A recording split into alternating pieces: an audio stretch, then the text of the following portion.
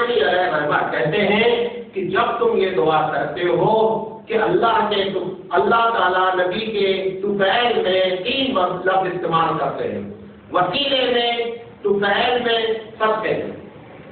انہوں نے کہا کہ کہنے والا یہ نیت کرے کہ اللہ میں اس نبی سے محبت کرتا ہوں، اس محبت کی بنیاد پر ہماری دعا قبول کر لے۔ یہی نیت اس طفیل کہنے کا مقصد ہے بچہ کو۔ اور یہ اللہ کے رسول وسیلہ نہیں ہے بلکہ محبت جو عمل محبت ہے یہ وسیلہ، اس میں پورے اہل سنت و جماعت کے نکاح کراتے ہیں۔ اور یہ بتیا کہ پیر صاحب معاف کرا دیں گے، بابا صاحب معاف کرا دیں گے، قسم خدا کی وہاں پر کوئی فرق نہیں معاف۔ وہ جگہ ایسی جگہ ہوگی نوح جیسا رسول اور موسیٰ جیسا کلیم اللہ اور عیسیٰ جیسا روح اللہ کام رہا ہوگا، وہاں پر یہ ہمارے 2 پیسے کے پیر کوئی کام نہیں آتا۔ یہ بات ہے اللہ کے رسول صلی اللہ علیہ وسلم کا سب سے بڑا احسان اس امت پر یہ ہے کہ اس نے ہم کو اپنے رب سے ملنے کے لیے سب سے بڑی ذات پر زمین پر موجود تھی اللہ کے رسول، اس نے اپنا واسطہ بھی نہیں بتایا کہ نہیں کہا ڈائریکٹ بات کرو۔ بات سمجھ گئے؟ یہ سب سے بڑا احسان ہے اللہ کے رسول کا اس امت پر، اور ساری دنیا کا بھانڈا پھوڑا کہ یہ جتنے اپنے آپ کو دادا بنے بیٹھے ہوئے ہیں اور جنہوں نے آستانوں کو پکڑ رکھا ہے اور تم کو اپنے رب سے ملنے دیتے، ان سب کا بھانڈا پھوڑا، کیونکہ یہ صادق اور امین ہے، اس کی زبان میں جھوٹ نہیں نکلتا، اس کا لقب صادق اور امین ہے۔ لہذا سب سے بڑا احسان اللہ کے رسول کا ہے۔ دوسرا احسان، بات سمجھ آ گئی؟ دوسرا احسان 3 لوگوں پر زبردست دنیا زمانے سے ظلم کرتی آ رہی ہے۔ یہ امریکہ، یہ یورپ، آج جو ہیومن رائٹس پر بڑی بڑی تقریریں اور بڑے بڑے جو ہے وہ ان کی آرگنائزیشن ہے، ان کی 100 سال کی پرانی تاریخ اٹھا لے تو آپ اپنے آنکھوں کو بند کر لیں گے پڑھنے سے پہلے اور کانوں میں انگلیاں ڈال لیں گے۔ گاندھی جی نے جس وقت یورپ کا سفر کیا ہے، آپ کو حیرت ہوگی، بس میں سیٹیں 2 ہوتی تھی، یہاں پہ کالا بیٹھے گا، یہاں پہ گورا بیٹھے گا، یہاں پہ گورا بیٹھے گا، وہاں پر اگر کالا بیٹھ جائے گا فائن بھی ہوگی، جیل بھی ہوگی۔ یہ صرف 70-80 سال پہلے کی بات کر رہا ہوں۔ یہ حالت دنیا میں تھی، امیر غریب، اونچ نیچ، ذات پات، رنگ نسل، زبان کی۔ قربان جائیے نبی کریم صلی اللہ علیہ وسلم نے جن لوگوں پر سب سے زیادہ ظلم ہو رہا تھا وہ 3 لوگ، کتنے لوگ تھے؟ 3 لوگ تھے۔ نمبر 1 عورت، نمبر 2 غلام، نمبر 3 مزدور۔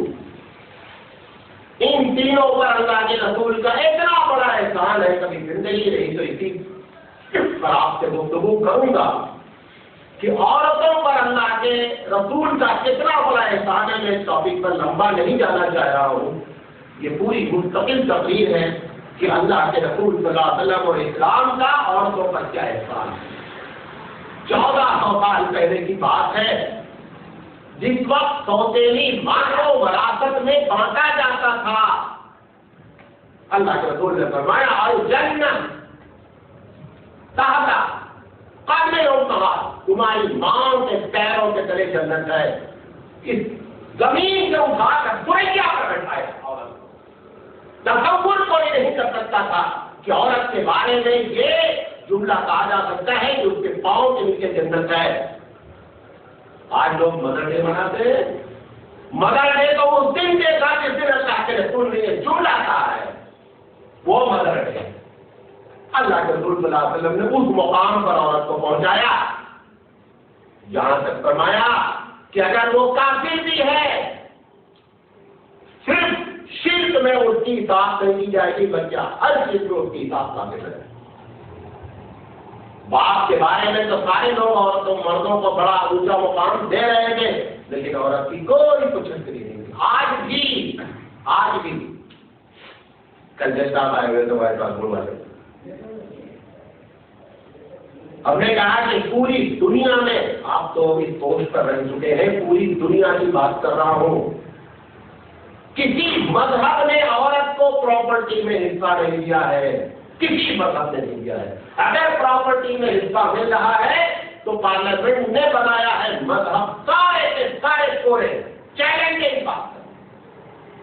اللہ کے رسول صلی اللہ علیہ وسلم نے عورت کو 4 حیثیت سے بہت ماں یہ مقام دیا۔ حصہ کتنا دیا معلوم آپ کو؟ مختصر بتا دیتا ہوں، یہ ٹاپک ایسا ہے کہ بڑا لمبا ہے۔ عورت کو ہر حال میں بچے کے مرنے کے بعد یا بچی کے مرنے کے بعد عورت کا شیئر ہوتا ہے، اس کا ماں کا شیئر ہوتا ہے، 2 شیئر ہوتے ہیں۔ مرنے والے کے اگر اولاد موجود ہے تو ماں کو 1/6 ملتا ہے، 1/6۔ اور اگر مرنے والے کی اولاد موجود نہیں ہے تو ماں کو 1/3 ملتا ہے، چاہے مرنے والی لڑکی ہو یا مرنے والا لڑکا ہو، کوئی فرق نہیں۔ کسی دنیا نے آج تک یہ حصہ نہیں دیا۔ بیوی کے بارے میں کیا فرمایا؟ ہم کتنے اچھے ہیں آپ کے سامنے، مولانا صاحب بہت 2 آدمی 4 آدمی سلام مارے۔ اللہ کے رسول نے فرمایا تمہارے اچھائی کا سرٹیفکیٹ خیرکم لأہلہ، جب تک تمہاری بیوی تم کو اچھا نہیں بولتی ہے معاشرہ پورا اچھا بولتا ہے، اچھا نہیں بولتا۔ اس کی وجہ کیا ہے؟ اس کی وجہ یہ ہے کہ بیوی کے بعد ہم 24 گھنٹے رہتے ہیں، وہاں پر مصنوعی کیریکٹر، آرٹیفیشل کیریکٹر نہیں چل سکتا، وہاں ہم اپنی اوریجنل حالت میں ہوتے ہیں۔ اگر وہاں کا حق ہے اور سچ ہے تو اس کا مطلب سچ ہے۔ اللہ کے رسول نے کہا معاشرے والے کہنے مولانا صاحب بہت اچھے ہیں، اور بیوی شکایت کرتی پھر میں اس سے زیادہ بدماش کوئی نہیں ہے جتنا پتا تھا مجھے۔ آپ اللہ کا دل فرمائے اس کی ڈگری مانی جائے گی، اس کی صنعت مانی جائے گی، معاشروں کی پوری کی صنعت نہیں کر سکتی۔ اتنا اونچا مقام دیا ہے بیوی کو کہ جس کا تصور نہیں کیا جاتا۔ کتنی بڑی بات ہے۔ آپ نے دیکھا ہے ٹیسٹمنٹ کیریکٹر ایک میں لفظ استعمال کرتا ہوں، ایک ٹیسٹمنٹ کیریکٹر ہوتا ہے، کتنا اچھا آپ سے برتاؤ کرتا ہے۔ آئیے صاحب یہ پسند نہیں۔ آپ کیا سمجھتے ہیں اگر وہ کیریکٹر وہ 24 گھنٹہ ہو جائے تو فرشتے مسافہ کرنے لگے اس سے؟ یہ ٹیسٹمنٹ کیریکٹر ہے جو آرٹیفیشل ہوتا ہے، جو چند گھنٹوں کے لیے ہوتا ہے، کیونکہ اس کے پیچھے اس کا مفاد ہوتا ہے۔ اللہ کے رسول صلی اللہ علیہ وسلم نے بیوی کو یہ مقام دیا خیرکم لأہلہ۔ اب اس کی پراپرٹی کا حصہ سن لیجیے، سب کا پراپرٹی کا حصہ بتا دیتا ہوں۔ اگر مرنے والا یقینی بات ہے شوہر اگر نہیں بیوی ہے، اگر مرنے والا مرا اور اس کی اولاد موجود ہے، چاہے ایک بیوی سے یا پہلی بیوی سے، تو بیوی کو 1/8 ملے گا، 1/8۔ یعنی 100 روپئے کو اگر ڈیوائڈیڈ بائی 8 کیا جائے تو جتنا حصہ ہے نا وہ بیوی کا حصہ ہے۔ اور اگر مرنے والے کی اولاد موجود نہیں ہے تو بیوی کو 1/4 ملے گا۔ یہ سوال نہیں کرو 3/4 آ جائے گا، وہ بچے لوگ کے موجود ہے وہ دوسرا سوال ہے۔ فی الحال یہ جانے یہ کبھی محروم نہیں ہو سکتی۔ کون؟ بیوی۔ ماں کبھی محروم نہیں ہو سکتی کسی بھی حالت میں۔ اب آئیے بیٹی کے اوپر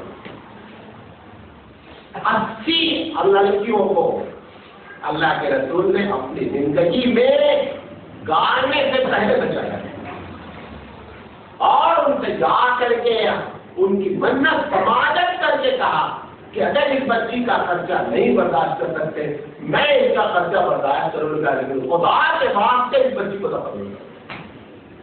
فخر تھا دفن کرنا۔ ایک صحابی اللہ کے رسول سے اپنے اسلام لانے کا بات کا واقعہ بیان کرتے ہیں۔ اللہ کے رسول بیٹھے ہوئے تھے، وہ بتانا چاہ رہے تھے کہ اللہ رسول میں نے اتنا بڑا گناہ کیا ہے، میرے لیے آپ دعا فرما دیں۔ فرمایا میری بچی 5 سال کی اور آپ کو حیرت ہوگی قتل کرنے میں دونوں شریک ہوتے تھے۔ کون؟ وہ بھی عورت ہے جو ماں، وہ بھی برابر کی شریک ہوتی ہے۔ حیرت ہوتی ہے کہ وہ خود عورت ہے اور عورت کو قتل کرانے جا رہی ہے۔ اللہ کے رسول صلی اللہ علیہ وسلم کی بات اور تحریر بیان کرتے ہیں کہ 5-6 سال کی بچی تھی ہماری، ہم نے اس سے کہا کہ آج ایک میلہ ہے تو تم کو میلہ لے چلے۔ بچی بڑا خوش ہو کر کے اچھے کپڑے پہنے جو ان کے گھر میں اچھے کپڑے، سب سے پہلے باپ لے کر کے چلا، تھوڑی دور کے بعد شہر ختم ہو گیا. وہ پوچھتی ابا میرا کدھر ہے؟ تیرا بیٹا آ گیا. اور لے گئے اور لے گئے اور لے گئے، جب کافی دور ہو گئے جہاں سے پہلے سے اتنے انتظام کر رکھا تھا وہاں پہنچ کر کے اس نے گڈھا کھودنا شروع کیا.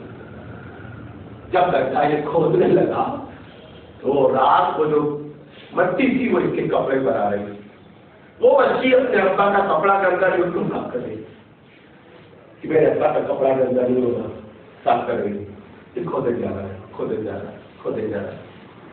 اس کے بعد جب اتنا گڈھا ہو گیا کہ جس میں گر جائے تو نکل نہ پائے، اس نے بچی کو ڈر دیا. اوپر ایک بڑا سا پتھر تھا، اس پتھر کو اٹھا کر مار کر کے سمجھ کے بچی مر گئی.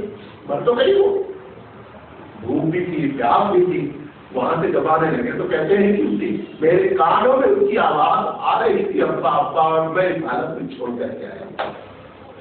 اللہ کے رسول صلی اللہ علیہ وسلم سے اس بات رونے لگے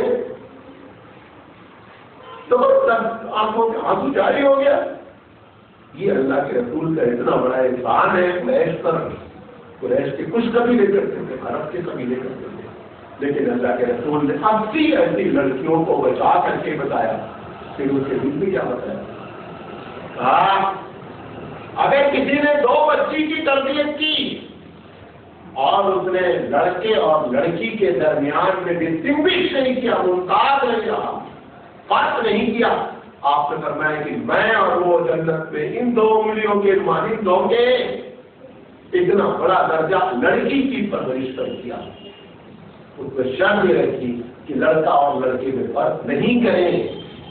اللہ کے رسول صلی اللہ علیہ وسلم نے دوسرے صحابہ نے 3 لڑکی کے بارے میں، ان کے 2 ہی لڑکی تھی، انہوں نے کہا کہ اگر 2 لڑکی کسی نے کر دی، آپ نے فرمایا 2.